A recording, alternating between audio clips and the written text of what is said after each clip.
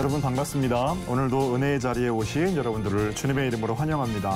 아멘. 두 분 한 주간도 승리하셨나요? 아멘. 네네. 요한일서 강의가 참 긴 시간, 오늘이 41번째 시간인데 저와 함께 달려오셨는데요. 오늘 마지막 시간이거든요. 네.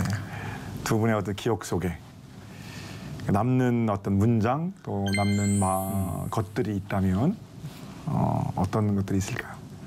저는 항상 뭐 사랑이라는 것도 있지만 거기를 이제 포함해서 이제 사랑하는 형제들아, 뭐 사랑하는 자들아, 너무 좋은 것 같아요. 그 첫 번째 문장들이 항상. 그렇군요. 네. 그렇군요. 사도 요한의 사랑이 예. 사도 요한에게 부어주신 하나님의 사랑이 느껴지는 대목들이죠. 네. 네. 감사해요. 소희자매님은요? 네. 저도 그 목사님 말씀 들을 때마다 항상 제가 더 사랑을 받고 가는 느낌이었거든요. 그렇군요. 그렇군요. 네. 우리가 무엇이간데 하나님이 우리를 그렇게 사랑해 주셨고 용서해 주셨고 항상 우리는 거기에 비하면 정말 누구를 형제를 미워할 아무런 이유가 없다 이런 말씀 참 많이 하셨잖아요. 그렇죠. 그때마다 진짜 항상 찔림을 받고 좋아요. 네, 그랬던 기억이 참 많고 결국 남는 건 사랑이고 용서고 네, 저도 네, 요한일서가 이렇게 사랑장인지 진짜 목사님 덕분에 제가 또 더 많이 알게 되었어요. 너무 감사해요. 저도 요한일서를 같이 또 이야기 나누면서 우리가 사랑해야 한다라는 하나님의 어떤 엄숙한 명령이 있는 거고 동시에 우리가 사랑해야 하는 이유는 하나님께 속한 자들이기 때문이다. 아멘. 잊으면 안 되는 말씀드리고요. 어쨌든 오늘 마지막 시간인데 한번 달려가 보죠. 네.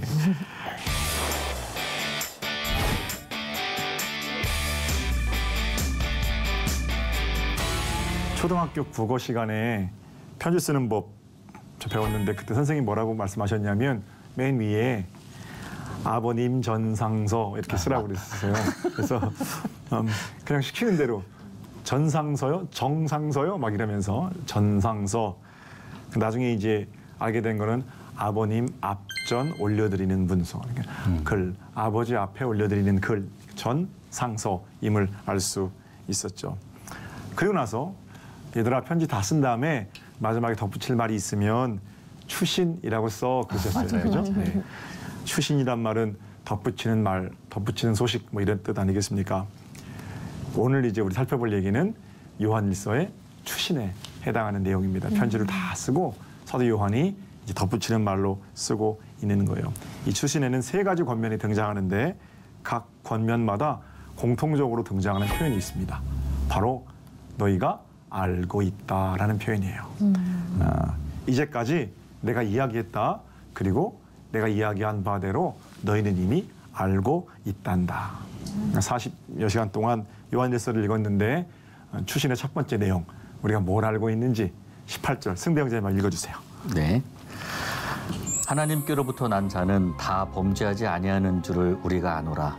하나님께로부터 나신 자가 그를 지키심에 악한 자가 그를 만지지도 못하느니라. 아멘. 네. 첫 번째 우리가 알고 있는 것은 우리는 하나님께로부터 난 자들이고 범죄하지 않는 자라는 것을 알고 있다라는 겁니다. 거듭 말씀드립니다만 이건 한 10번, 20번 더 말씀드린 것 같아요.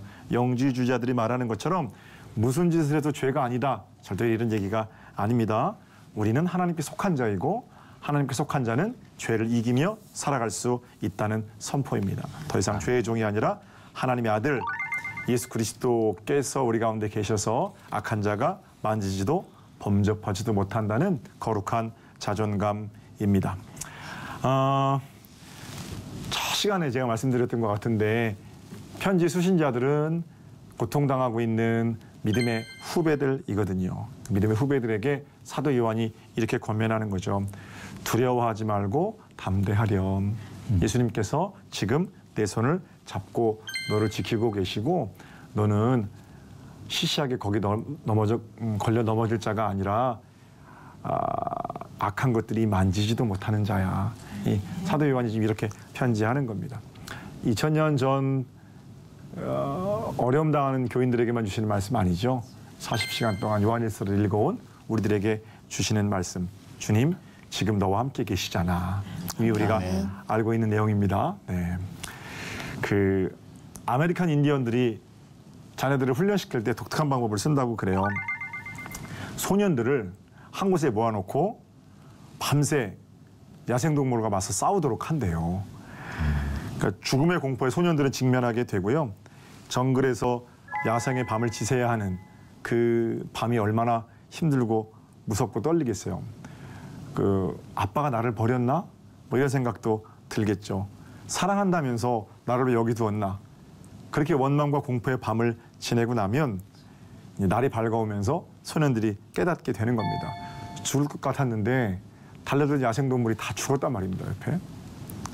그제서야 나무 뒤에서 화살을 당긴 채로 밤새도록 자기들을 지켜줬던 아버지의 모습을 보게 되는 거거든요. 네.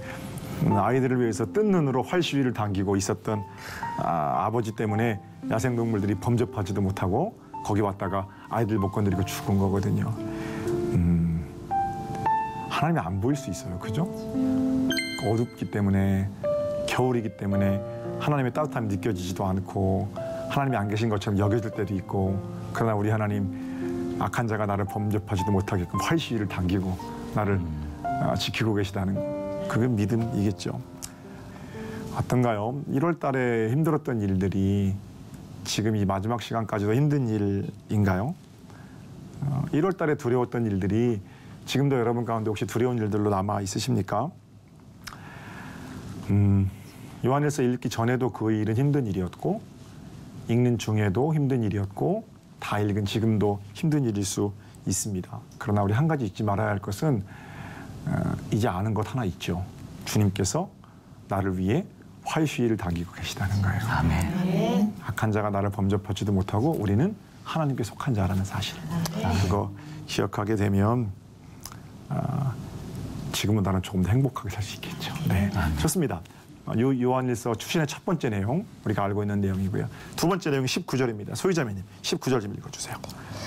또 아는 것은 우리는 하나님께 속하고 온 세상은 악한 자 안에 처한 것이며. 아멘. 아멘. 40시간 동안 귀에 못이 박히도록 들었던 얘기예요. 믿음의 후배들아, 너희는 하나님께 속했다. 세상은 악한 가운데 처한 것이다. 몇 번 제가 반복해서 내용의 의미를 이리 뒤집어보고 저리 생각해보고 그런 말씀인데요. 참 복되고 귀한 권면입니다. 하나님께 속한 자라는 얘기는 세상 가운데 살더라도 하나님의 다스리심을 받는 자라는 뜻입니다. 세상은 악한 자 가운데 처한 거다. 아무리 큰 성공을 거뒀어도 썩어질 세상의 마음이 가 있는 한 세상 속에서 우리는 소모품일 뿐이라는 겁니다. 하나님 안에서는 우리는 소모품이 아니에요. 하나님께서 우리를 다 소모시키시고 또 다른 의의를 이루시기 위해서가 아니라 수많은 것들을 나를 위해서 사용하시는 분이 있어요. 그러니까 나는 그분에게 수단이 아니고 목적인 겁니다. 네. 제자훈련 하는데 어떤 권사님이 옛날의 일을 회상하면서 이렇게 말씀하세요. 목사님, 저희 가정도 풍족하게 살던 때가 있었어요. 그때 큰애 돌잔치 할 때 친구들이 얼마나 많이 왔는지요. 그때 받은 돌반지만 해도 뭐 자랑을 이제 하세요. 그때는 이 행복이 영원할 줄 알았습니다. 그런 남편의 사업이 좀 어려움을 겪게 되고 둘째 돌을 맞았는데 그 많던 사람들이 다 어디로 갔는지 하나도 없더군요. 아마 둘째 돌 잔치 할 때쯤 경제적으로 어려워서 주변 신세를 좀 지셨던 것 같아요. 그러니까 잘 나갈 때는 그렇게 찾아오던 사상 사람들이 자기 힘들어지니까 다 피하더라는 거예요. 실망할 거 없죠. 본래 세상은 그런 곳이거든요. 그러니까 내게 뭔가 얻을 것이 있을 때, 내가 힘이 있을 때는 내게 친절한데 효용성이 없는 자들에게 그렇게 관대하지 않거든요. 세상은. 그러나 하나님은 그렇지 않죠. 요한일서 이제까지 살펴본 것처럼 하나님은 우리를 사랑하시는데 나를 사랑하셔서 뭐 또 다른 목적을 이루려는 게 아니라 나를 사랑하시는 것이 그분의 전부인 것처럼 세상에 하나밖에 없는 것처럼 나를 사랑하시는 거예요. 복된 소식이 아닐 수 없어요. 하나님께 속했다는 말 조금 더 얘기를 나눠보면요. 예배당 출석하고 헌금 열심히 하고 봉사 열심히 하고 그거로 우리가 이해하지만 그런 외적인 증거들도 물론 중요하지만 훨씬 더 중요한 것은 우리 안의 내면적인 증거들입니다. 존경하는 목사님이 어떤 설교를 하시는데 너무 재미있는 일화를 말씀하셔서 제가 함께 나누기를 원해요. 집사님 한 분이 그 목사님께 이렇게 여쭙대요. 목사님, 제가 건강을 위해서 요가를 해도 되는지요? 목사님은 이제 그 집사님께 이렇게 대답하셨대요. 적극적으로 권장할 일은 아니지만 건강을 위해서 하신다니까 괜찮습니다. 그리고 나서 동료 목사님들이 모이시는 자리에 가셔서 그 목사님이 그 얘기를 하셨다는 거예요. 근데 그 목사님들 중에서 요가 안 된다 이런 분들 계시거든요. 목사님이 이렇게 말씀하시더래요. 아니 이 목사 그 목사님에게 그거 그렇게 말하면 어떡해. 그거 힌두교 의식인데 요가를 그렇게 하라고 그러면 그거 잘 가르쳐야지 뭐 이런 식으로 말씀을 하셨나 봐요. 그래서 듣다가 그 목사님이 그렇게 타박하시는 목사님께 이런 질문을 드렸답니다. 목사님은 카레 안 드십니까? 그랬대요. 네. 여러 가지 설들이 있지만 카레라는 거는 석가모니가 깨달음을 얻은 다음에 커리라는 지역에 내려와서 사람들에게 깨달음을 전하면서 그 터번 이제 두르잖아요. 그 터번 안에 있는 나무 열매, 풀뿌리, 잎사귀 이런 거 이제 꺼내가지고 나눠주고 먹었는데 사람들이 야 이게 명약인가 보다 생각하고 먹었다. 뭐 이런 전설 내려오죠. 뭐 어쨌든 간에 카레가 불교 음식인 것만큼은 분명하거든요. 그러니까 그 불교 음식은 카레는 맛있게 먹으면서 건강을 위해서 하는 요가는 힌두교 의식이니까 하지 말라고 하는 게 말이 좀 안 된다는 거죠. 저도 그래요. 무슨 뭐 어떤 분들은 새벽에 일어나서 무슨 마음을 공부하신다고 그런 분도 계시고 명상하고 요가하신다고 그거 하기 위해서 새벽 기도 나오시라고 오히려 새벽에 나와 기도하는 게 훨씬 좋다고. 그러나 건강을 위해서 하는 거라면 그런 것도 하시라고 저도 권면을 하긴 합니다만 모든 것이 유익하지는 않죠. 그러나 모든 것이 가하긴 하죠. 물어야 할 질문은 내가 지금 무슨 일 하는데 이것보다 나 지금 왜 이 일 하는데 이 물음이 오히려 더 우리의 신앙에는 좋은 물음일 것 같죠. 하나님의 관심은 우리의 겉사람이 아니라 우리의 행위가 아니라 속사람이기 때문입니다. 너 어디 속해 있는가 하는 것도 우리의 겉사람을 향한 물음은 아닌 것 같아요. 목회라는 거룩한 일을 해도 내가 받을 영광만 생각한다면 그거는 가장 세속적인 직업이 될 수 있는 거고요. 밥을 먹든 잠을 자든 배설을 하든 물건을 팔든 책을 읽든 커피를 마시든 누구를 가르치든 간에 하나님의 영광을 위해서 하면 그 일이 성직이고 그때 입은 옷이 성의가 되겠죠. 그러니까 하나님께 소속되었다는 것은 우리의 내면으로부터 그렇게 하나님을 향해 한 마음으로 나선다는 의미입니다. 그러면 이제 우리 물을 수 있겠죠. 너희는 하나님께 속했다라는 요한의 권면에 따라서 과연 우리는 하나님께 속한 자인가? 고통당하고 있는 믿음의 후배들에게 너는 하나님께 속한 자다. 세상이 내게서 다른 거 다 가져가도 예수님 그분은 가져갈 수 없으니까 너가 안심해. 이렇게 권면하고 있는 겁니다. 얼마나 멋진 권면입니까? 세상의 모든 걸 다 가져가도 우리에게서 예수 그리스도를 빼앗아갈 수 없어요.